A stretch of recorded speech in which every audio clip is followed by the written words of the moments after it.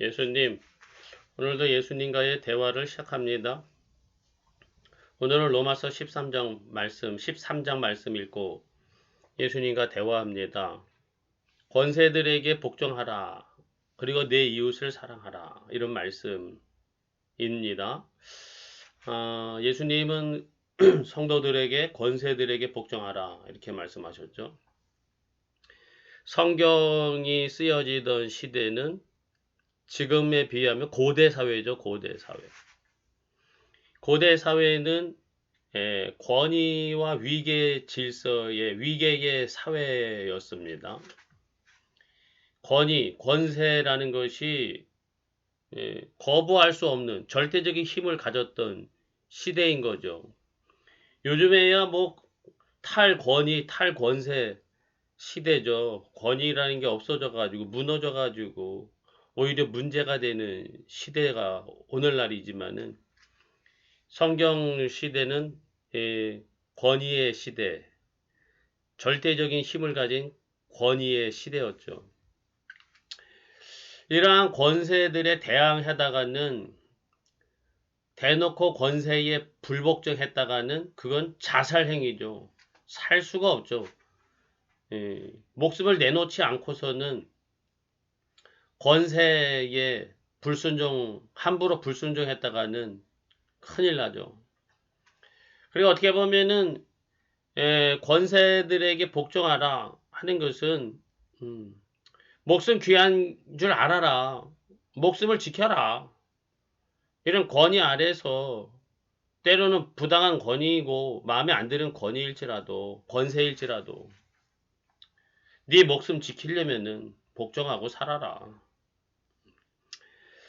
그런데 예수님, 이 권세에 무조건 다 복종했다가는요, 불의하고 죄악을 행하는데 시녀가 됩니다. 하수인이 됩니다. 권세라는 게 다 공의롭고 바르게 행동하느냐? 아니거든요. 불의와 죄악을 행하는 권세들이 더 많아요. 상당수가 그렇습니다. 그럼에도 자기도 권세에 기대서 불의와 타협하면서 뭐 작은 권세라도 얻으려고 이 권세에 순종하는 자들이 많습니다. 저는 뭐 그렇게 사회생활을 많이 하지는 않았지만은 이 사회라는 게 다 라인이 있어요. 줄이 있습니다. 그리고 그 줄을 타고 올라가야 되죠. 그러기 위해서는 뭐 불의하고 마음에 안 드는 것들, 좀 잘못된 것들이 있더라도 어떻게 해서든지 그 줄을 타고 올라가서 작은 권세라도 나도 힘을 얻고야 말겠다. 그럴 수밖에 없습니다. 안 그러면 살아남을 수가 없으니까. 권세들에게 복종하라. 참 그렇게 해야 되는 건가요? 나도 뭔가 작은 권세라도 얻기 위해서 줄을 서고 권세들에게 굽신거리고 권세들에게 복종해야 되는 건가요? 그런 의미에서 권세들에게 복종하라 이렇게 말씀하셨나요? 그거는 아니라고 생각합니다. 예수님. 그럼 어떻게 하라는 겁니까? 불의한 권세에게도 순종해야 합니까? 순종하지 말아야겠죠. 그러나 불순종하지도 말라 했잖아요. 순종하라 했는데 불의한 권세에게 불순종하지 않으려면 순종해야 되는데 순종하라니 불의를 행해야 되고 이러라는 겁니까? 말라는 겁니까? 어쩌라는 겁니까? 저는 오늘 성경 말씀 로마서 13장 말씀 굉장히 참 받아들이기 어려운 말씀인데요. 이렇게 생각했어요. 그 권세를 떠나. 너가 자유인이라면은 네가 그 권세에서 빌붙어서 살려고 할 게 뭐 있냐? 권세 밑에서 신요 노릇하고 불의하고 잘못된 것 나도 눈 질끈 감고 위에서 시켜서 합니다. 어쩔 수 없습니다. 하면서 나도 불의를 은근슬쩍 행하면서 조그만 힘이라도 얻으려고 그렇게 살 게 뭐 있냐. 차라리 포기해라. 세상에서 출세하지 않으면 어떠냐.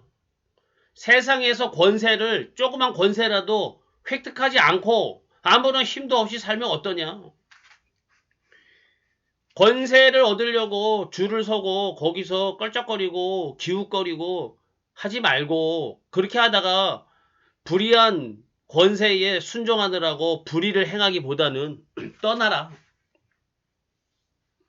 돈도 없이 권세도 없이 세상에서 잘 나갈 수 있다라는 아무런 희망도 없는 삶이지만 그냥 척박한 땅에서 희망 없이 살아라.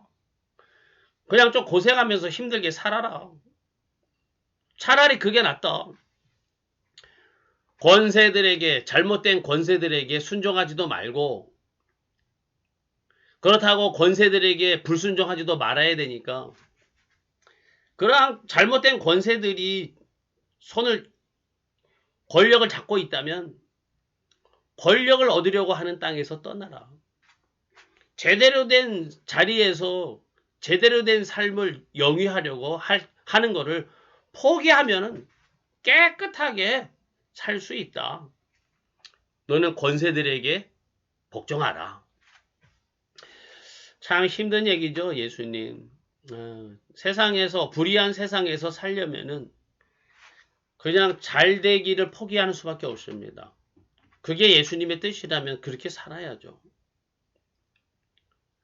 그렇다고 뭐 세상에서 열심히 살려고 하는 사람들 비방해서는 안 되겠죠. 세계 나라들이 이제 민주화되었습니다. 이러한 세계 나라들의 민주화는 불의한 권세를 대항해서 세워졌습니다. 그러니까 불의한 권세들에게 대항해야 하는 것 아닙니까? 출애굽. 이스라엘 백성들이 출애굽한 것은 바로 왕에게 저항한 일종의 민주화 운동 아닙니까? 그럴 수도 있죠. 그런데 백성들이 알아서 저항하고 알아서 뛰쳐나온 게 아니라 하나님의 강권적인 힘으로 이스라엘 백성들을 끌어내셨죠. 저는 하나님이 불의한 권세와 권력을 심판하신다고 믿습니다. 그리고 백성들이 불의한 권세와 권력에서 고난당하고 괴로워할 때 하나님이 백성들을 불의한 권세에서 구원하여 주신다는 것을 믿습니다. 우리나라도 일제치하에서 36년간인가요? 이렇게 고생을 했잖아요. 종살이를. 노예와 같은 삶을 살았죠.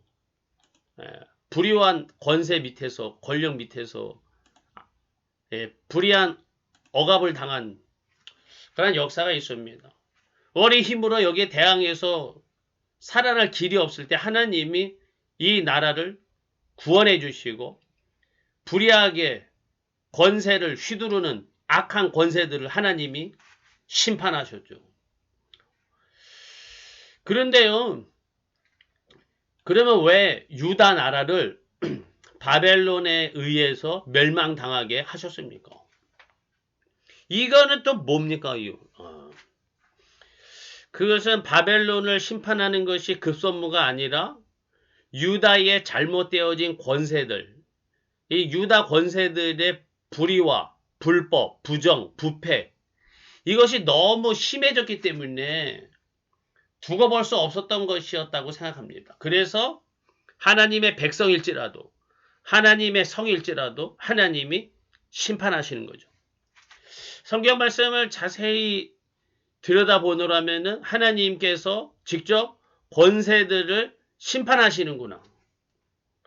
권세라는 것이 참 좋은 거죠. 힘이 있으니까, 권력이 있으니까, 내가 하고 싶은 거 할 수 있으니까. 그러나 하나님은 불의한 권세들을 심판하시고 하나님의 정의와 평화를 세우시는구나 하는 것을 성경 말씀을 통해서 보게 됩니다. 오늘날도 우리 시대의 많은 권세들이 불의와 불법을 자행하고 있습니다. 하나님께서 불의한 권세들을 심판하여 주시옵소서. 그러나 교회와 성도들은 불의한 권세 밑에서 한 자리 해먹으려고 하기보다는 하나님의 공의와 하나님의 진리를 따라서 살아갈 수 있게 하여 주시옵소서. 나의 예수님.